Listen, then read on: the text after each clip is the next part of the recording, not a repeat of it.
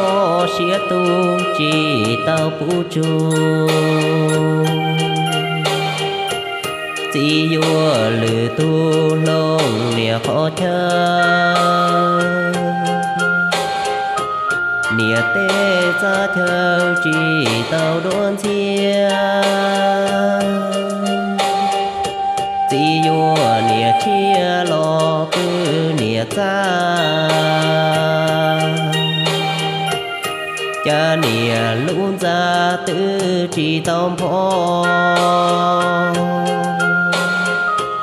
chỉ giờ chỉ cho ý tu lo đua chế bê uốn chùa búa trong cuốn trà chờ non chờ na ua nia chiếc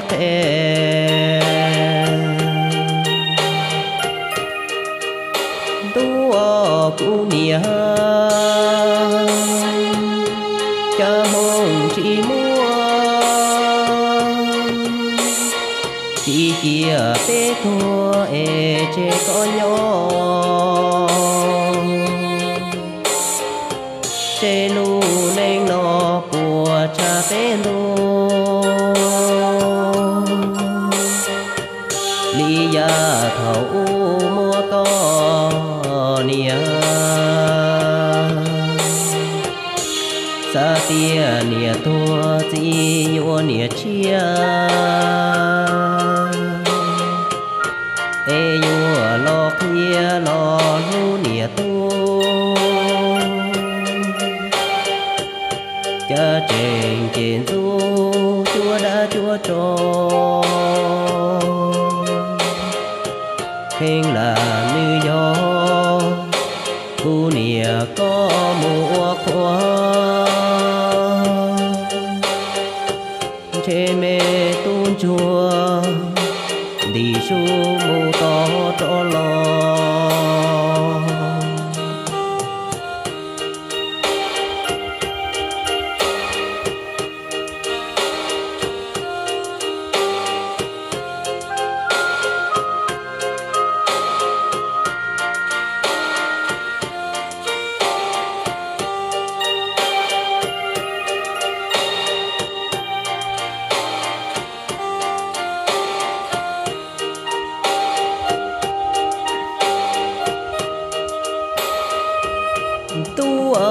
cu nia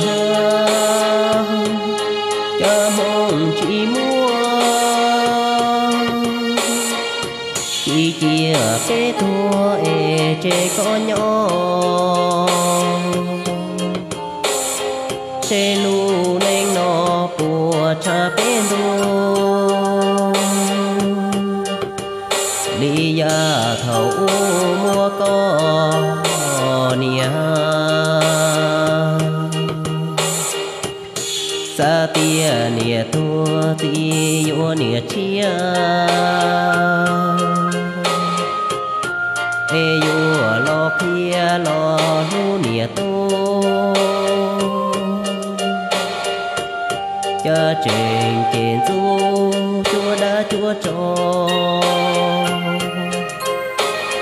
khen là nơi gió cu nia có mùa của chế mê tôn chùa đi su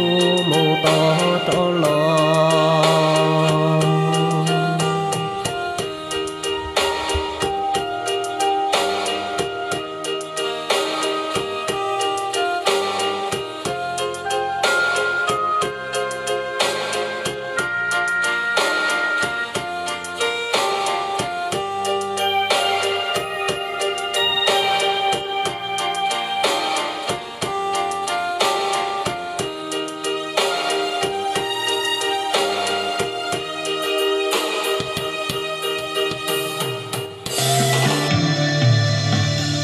khi nhiều người bước đến bên ta xem như bà, nghèo thì ngoảnh mặt rồi quay lưng đi làm ngơ. Tình đời là thế, thắng làm vua thua làm giặc, ai cần ai thương ai yêu ai giữa cái chợ. Dòng đời nhiều phen bao tố phong ba ta đâu sợ, chỉ sợ lòng người còn đang trắng bỗng đôi đêm. Bạn bè bằng hữu mấy người bên ta vì tình, tiền tài thân thế rồi cũng sẽ về đâu.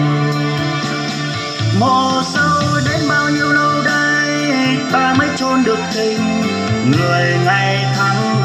mấy ai giữ được mình. Lời yêu thương hôm qua xem như là mây khói, tình đời bán mua nhau mà thôi. Lời danh giống như mây trên cao, ai cũng mơ chạm vào, rồi khi tính giấc đau ngấm xưa đời mới thấu.